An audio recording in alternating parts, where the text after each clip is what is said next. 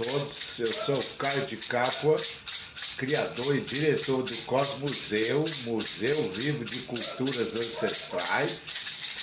Estou aqui hoje para falar com vocês na 22ª Semana Nacional de Museus do IBRAM sobre o projeto do Cosmuseu. O que é o museu, como ele surgiu e que proposta inovadora ele tem para mudar a questão até mesmo da educação no Brasil, educação escolar. Então vamos lá. Eu nasci há 59 anos atrás em São Paulo, na capital, no bairro de Moema, que já traz um nome indígena, que era uma aldeia indígena e que muitas ruas têm o nome de povos indígenas. E eu ganhei da minha tia-avó, Emília, quando eu era criança, uma biografia do Marechal Rondon, e desde lá essa minha paixão pela cultura indígena vem me seguindo. Hoje eu moro na Grande Florianópolis, em São José, e aqui próximo tem duas aldeias indígenas, em Palhoça, no sul, e em Biguaçu, no norte daqui da onde eu estou. E isso tem a ver com essa minha história, que começou na música, e é legal contar essa história porque vai explicar um pouquinho da dinâmica diferente que tem o Cosmuseu. Eu comecei na música, tocando nos palcos, fazendo shows de rock pesado numa banda chamada Vírus, que foi a principal expoente do heavy metal brasileiro nos anos 80 e que colocou meu nome, né, na história, nas enciclopédias, revistas, livros.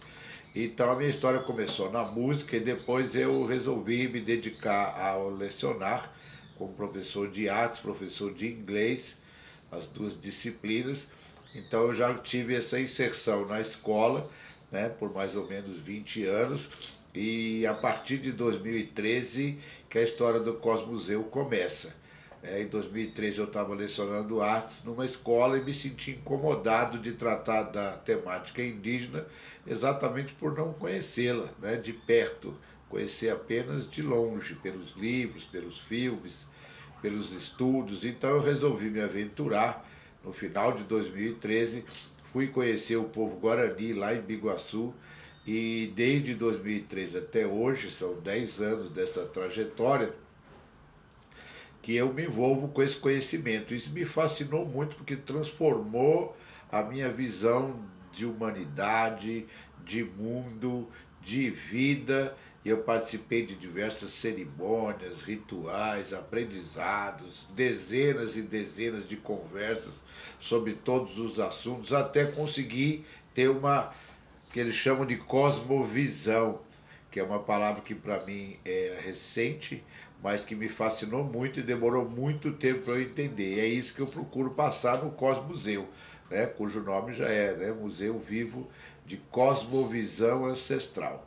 Só que em 2015 eu tive a oportunidade de ser voluntário nos primeiros Jogos Mundiais dos Povos Indígenas, uma Olimpíada Indígena que aconteceu em Palmas, na capital do Tocantins, e foi uma experiência que então abriu a dimensão global. Lá eu tive a oportunidade de conviver com povos do mundo inteiro, cerca de quase 100 povos do mundo inteiro, de 25 países, dos 5 continentes. Então eu convivi com os Maori da Nova Zelândia, com os Crow, os Cree, os Cheyenne da América do Norte, com os maias, astecas e nahuatil do México, com os povos aqui da América do Sul, né?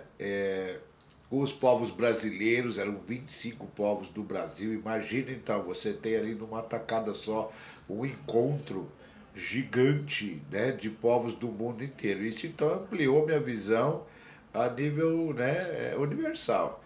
E foi uma experiência muito rica e eu mantenho contato com esses povos até hoje pela questão do estudo. Então, quando eu estou estudando uma cultura, eu não me baseio só no material escrito, material acadêmico, eu vou direto na fonte conversar com eles.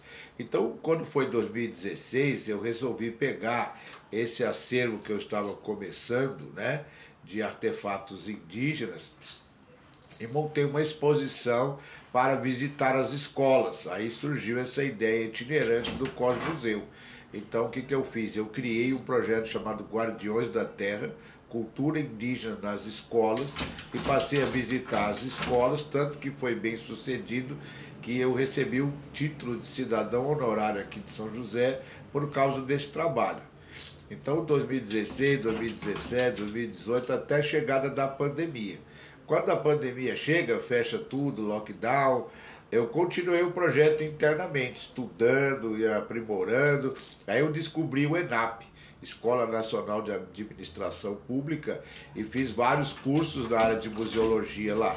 Planejamento estratégico de museu, documentação de acervo, conservação de acervo, expografia, e comecei a me aprofundar durante esse tempo da pandemia e coletando mais estudos, né, porque o tema nosso aqui da Semana de Museus é educação e pesquisa, e é exatamente o que eu vinha fazendo, né? Educação e pesquisa, permanentemente. Então, quando a pandemia acabou, eu já estava com uma nova roupagem para o museu, estava com uma outra visão, e agora ela vem chegando no seu ponto que eu acredito que é o melhor, que é ele estar completamente montado para levar às escolas uma exposição grande. Já comecei, final do ano passado, esse ano, a fazer exposições com essa nova roupagem do Cosmuseu. E eu vou apresentar para vocês 5 pontos que eu acredito que são os principais diferenciais desse projeto. O primeiro deles é que ele é um museu etnográfico, ou seja, para quem não conhece, a etnografia faz parte da etnologia, né, que está ligado à antropologia, que estuda esses povos, mas de uma forma de ouvi-los diretamente e grafar, né, a etnografia, escrever e montar. E aí eu descobri uma questão muito importante de como apresentar o museu de uma forma diferente. Porque nos museus comuns, nos museus etnográficos, as peças, o acervo, ele é colocado de forma dispersa. E aí que surgiu a ideia. Quando eu ouvi tanto eles falarem a palavra cosmovisão, cosmovisão, eu fui entendendo mais, fui estudando as cosmovisões desses povos que eu mantive contato, até chegar no cosmograma. Então aqui ó, tem um exemplo de um cosmograma, né, um cosmograma Macongo da África. E eu percebi então que os povos indígenas sempre têm um desenho, uma grafia de como eles veem o cosmos, que relação eles têm com o cosmos, a relação das 4 fases da nossa vida, as 4 estações do ano, as 4 lunações. Eu fiquei assim, maravilhado com essa ideia de que a gente consegue colocar todas aquelas peças dispersas dentro de um contexto de como que eles enxergam a vida. Aí os instrumentos musicais, a cestaria, a cerâmica, tudo passa a ter uma centralidade e uma conexão. Então eu montei o quê? Eu dividi os 5 continentes do mundo com o seu acervo. Vou mostrar para vocês peças sensacionais que eu tenho dos 5 continentes que fazem parte da exposição, e cada povo tem a sua cosmografia, o seu cosmograma. Tanto que ó, aqui ó, a logo do Cosmuseu são 4 cosmogramas unidos. Essa é a ótica do museu, apresentar então como uma maneira didática não só de ensinar sobre os povos ancestrais, mas principalmente da gente aprender com eles.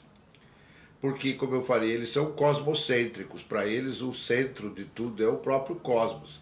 E a nossa meta de vida, né, que é uma palavra que eu vou trabalhar com vocês, que é a cosmopraxis, né, ou seja, a prática de viver de acordo com os ciclos do cosmos, vai deixar vocês fascinados.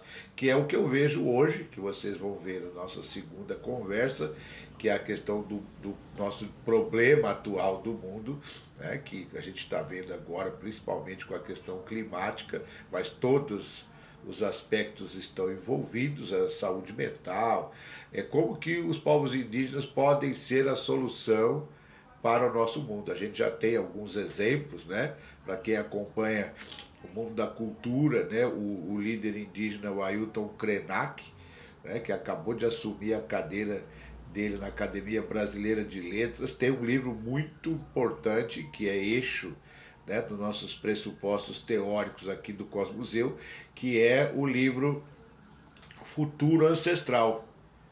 né, que parece uma coisa ambígua, né, o futuro ancestral, mas é esse retorno à base.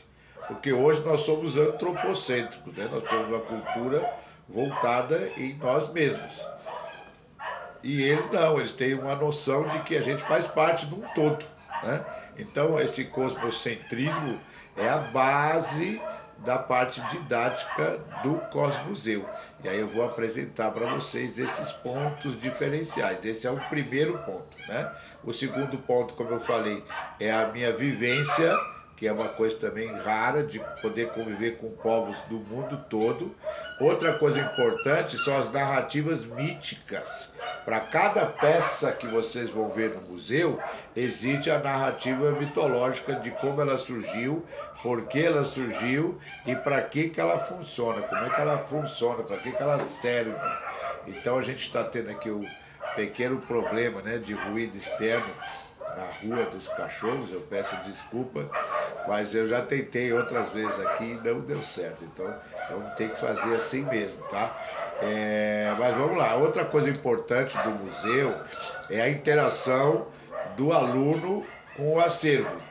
Ele vai ter acesso, né, ao toque, ao manuseio, à experimentação, tudo isso vai estar junto com ele, para ele, que é também uma coisa diferencial dos demais museus, né? A maioria deles está tudo envidraçado, o que para a preservação é crucial, né? Mas o meu acervo está dedicado à experimentação.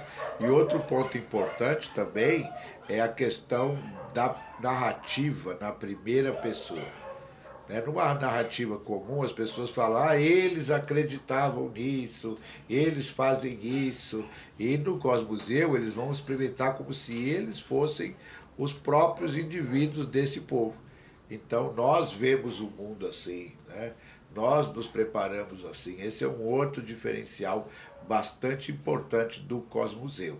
Espero que vocês tenham gostado dessa primeira parte. Amanhã tem mais, onde eu vou poder falar então dessa visão, né, dos museus, a relação do museu com a escola, a evolução dos museus. Eu vou contar uma breve história, né, da museologia, do surgimento dos museus. E na última parte a gente vai ter a questão mesmo do museu escolar. O que é o museu escolar, quem foi Berta Lutz, uma importante personagem nessa história, e como é que o Cosmuseu pretende habitar dentro das escolas de forma centralizadora, até mesmo para influenciar o currículo. Obrigado pela atenção e até amanhã.